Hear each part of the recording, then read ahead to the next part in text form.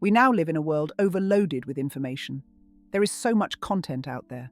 The overload of tasks, emails, and media can feel overwhelming. It is also very stressful.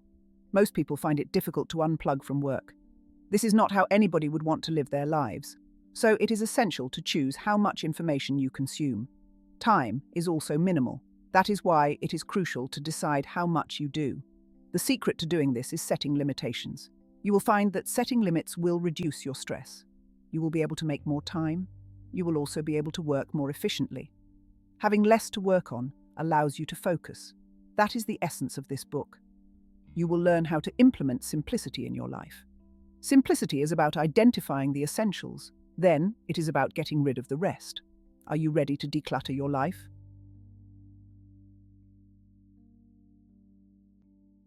Why less is powerful? We live in a finite world. That means that we will run into limits. It's easy to think limitations are problematic. Since your time is limited, you're probably trying to maximize it. That may look like packing your schedule to the brim. You become so busy that you do not have time to breathe. The problem is not with the limited time you have. The problem is in trying to increase how much work you do. Having too much of anything is not a good thing. This also applies to work. Doing too many things does not mean you are productive or effective. It often means you are overworking yourself. As a result, you become stressed. Setting limitations means you must choose wisely. This is what the author Leo Babauta refers to as choosing the essential. This allows you to do more with less. You can optimize the time and energy you have. When you focus on the essentials, you can do more with fewer resources. Do you find any aspect of your life overwhelming? Then it may help you to think about setting limits. This will help you simplify. For example, maybe you have too many emails. One way to set limits is to check your inbox only twice a day.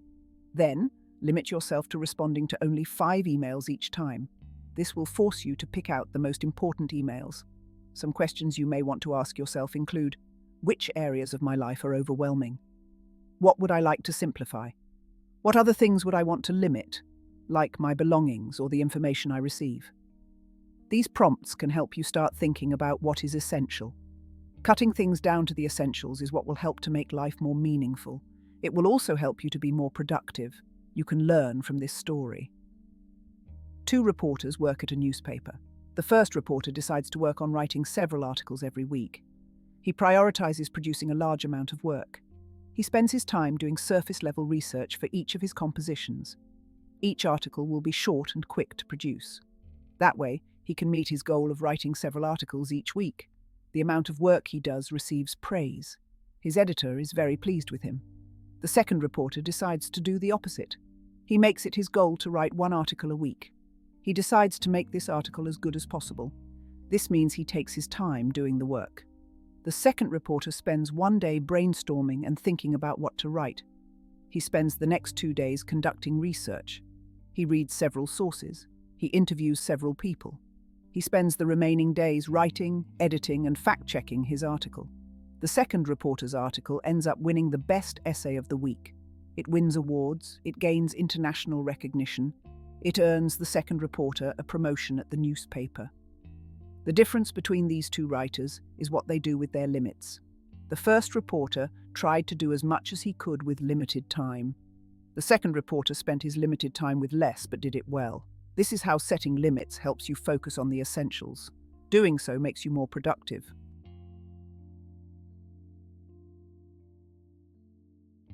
Choosing the essential and simplifying. How do you determine what is essential? Choosing the essential helps. You reduce what you have to do. This also applies to what you have to know. It helps to reduce the amount of information you receive. You can also reduce the number of things you are responsible for. Here are some prompts you can ask yourself to help you determine what is essential. What are your values?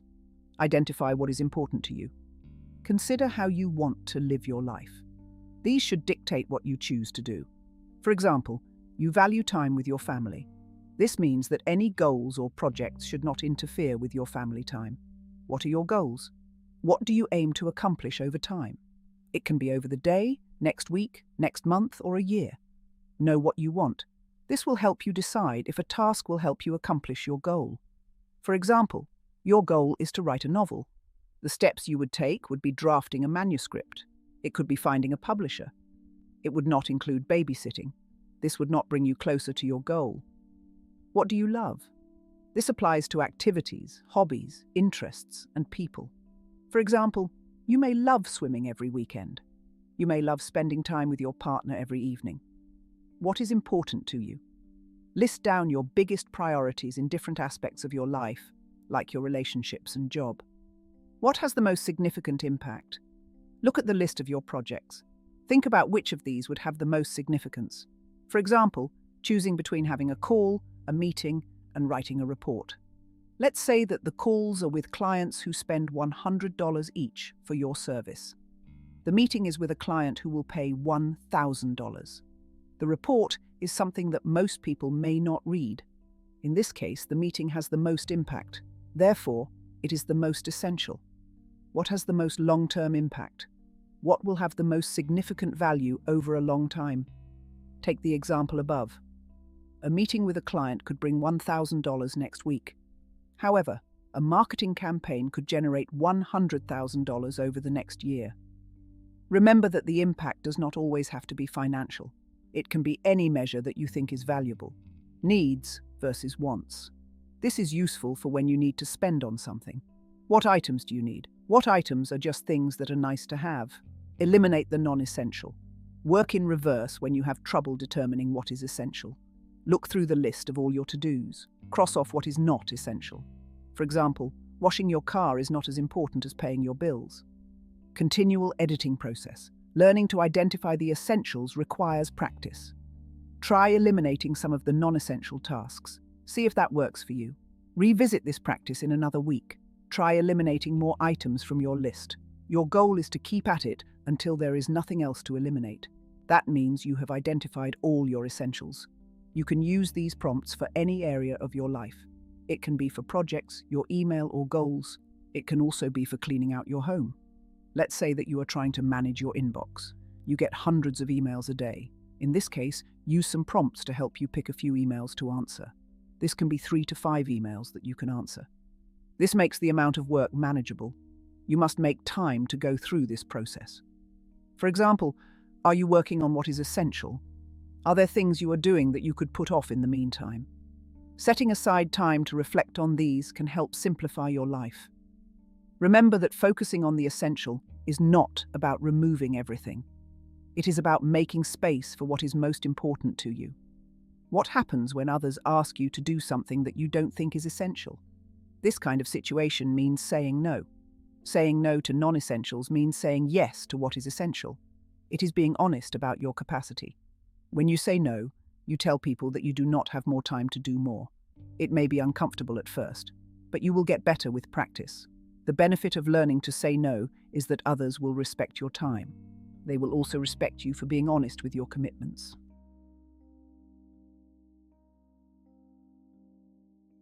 Simple goals and projects.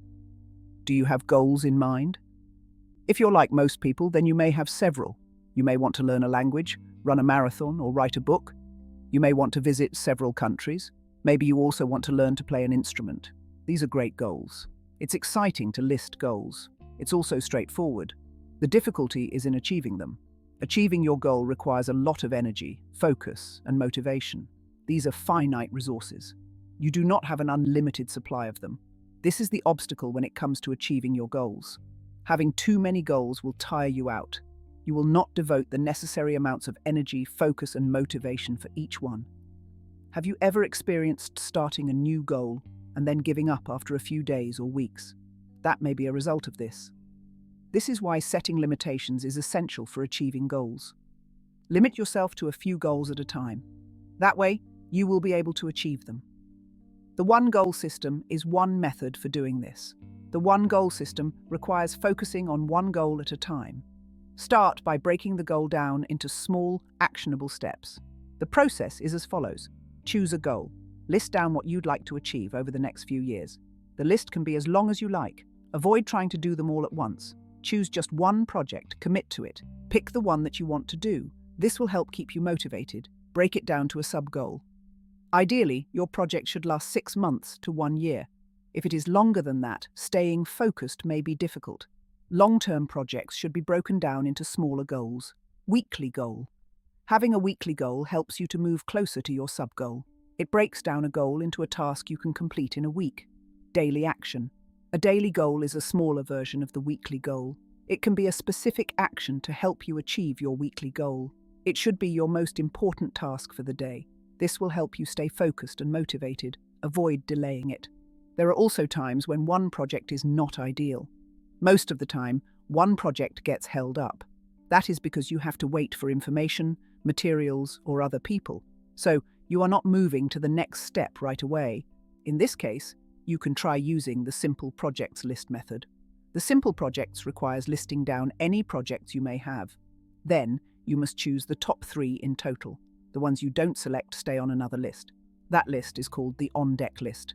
They are all the projects you are not currently working on. The goal is to complete the 3 projects on simple projects.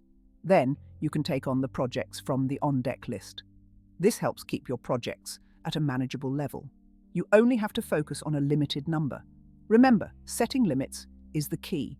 This is one way of keeping your workload under control. Having 3 projects does not mean working on them all at the same time. It means that when one project is on hold, you can work on another task from a second project. 3 projects is a generally manageable number. Doing more than 3 can lead to burnout. Then you will not be as productive. Remember to focus on completion. The point of projects is to finish them. This means you must focus on making progress on your project. For example, you have decided that you want to become a lawyer after graduating from college. This is your one goal. It will be what you focus on working towards for the next few years. Becoming a lawyer is a significant goal. It will require breaking down into many other sub-goals, weekly goals, and daily action. From your one goal, you can break this down into sub-goals. For example, you will have to go to law school. Going to law school will take at least 3 years. Since the time frame is still quite long, you will have to break it down some more. This makes it less overwhelming. One way to break down this sub-goal is to identify potential law schools. You could make it a sub-goal to pick your top 5. This will dictate your next steps, which are smaller action steps. These can be your weekly goals and daily action. For example, your weekly goal could be finding law schools near you. Start reading up on their programs. A daily action could be to read the program of at least one school. Sub-goals take a few months to complete. Weekly goals should be achieved per week. The key here is to break significant goals into smaller ones. This makes it less overwhelming. Smaller sub-goals make things feel more manageable. When it feels effortless, you're more likely to do it.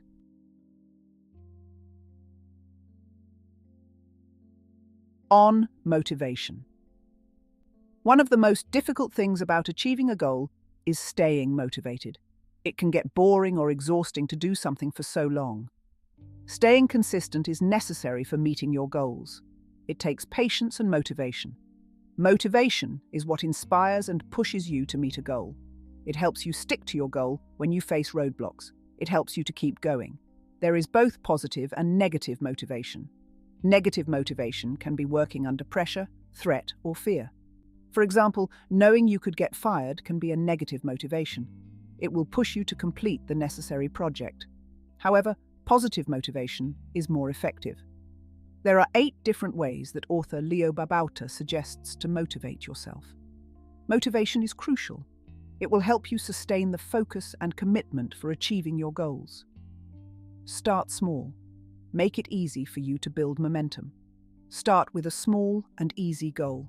This will help build your confidence. You will be more likely to keep going. One goal. Try not to achieve too many things at once. Focus all your limited time, energy, and focus on just one goal. Examine your motivation. Think about your reasons for starting something. Maybe you are trying to get fit for your family. That might be a stronger incentive than doing it for yourself. Really, really want it. Whatever your goal is, it must be something you want to do. It must be something you are willing to put in the work for. It should get you excited. Otherwise, you may not stick to your goal for long. Commit publicly. Making a public commitment makes you accountable. It is natural not to want to look bad in front of others. Knowing that others are aware of your goal will push you to stick to it. Get excited. Learn to pump yourself up for your goal. Sometimes talking to others about your goal helps get you excited. Build anticipation. Sometimes it helps to not start on a goal right away. Try setting a date in the future as a start date for your goal. This gives you time to look forward to when you can start. It will excite you. When you create this anticipation, it will increase your focus and energy. Print it out, post it up. Making a mantra of your goal can help you stay motivated. Print out a short phrase for your goal. For example, exercise 15 minutes daily. You could post this on your wall, refrigerator, or desktop. This functions as a reminder of your goal. It will help you stay focused and excited.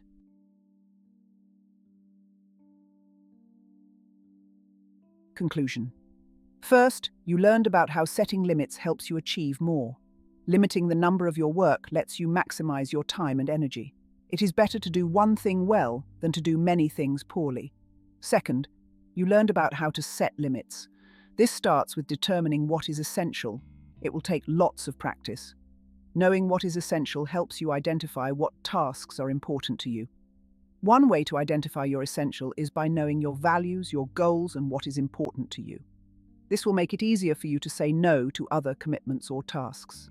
Third, you learned not to overwhelm yourself.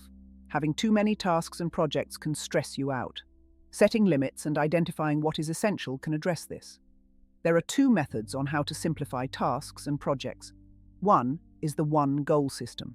This is where you focus all your time and energy on accomplishing one goal. The one goal system requires breaking down your one goal into many smaller goals. These are your sub-goals, weekly goals, and daily action. The other method you learned is the simple projects list. This is where you tackle 3 projects maximum at a given time. Any other projects you have on hold will be placed to your on-deck list. The simple projects list is effective for when other projects need to be put on hold. Fourth, you learned about motivation. Motivation is crucial to achieving your goals. It will help you sustain the effort and focus you need. There are many ways to maintain your motivation. Starting small is one good example. It is okay to feel stressed out. Do not feel defeated by the amount of work you may have. It is possible to have a life with more time. You can find a more manageable way to live. Learning how to simplify and identify the essentials takes practice. You will get better at it as you apply it in your life. You will be able to find time to do the things that you love. You can spend your time as you wish. Most importantly, you will be able to live life on your terms.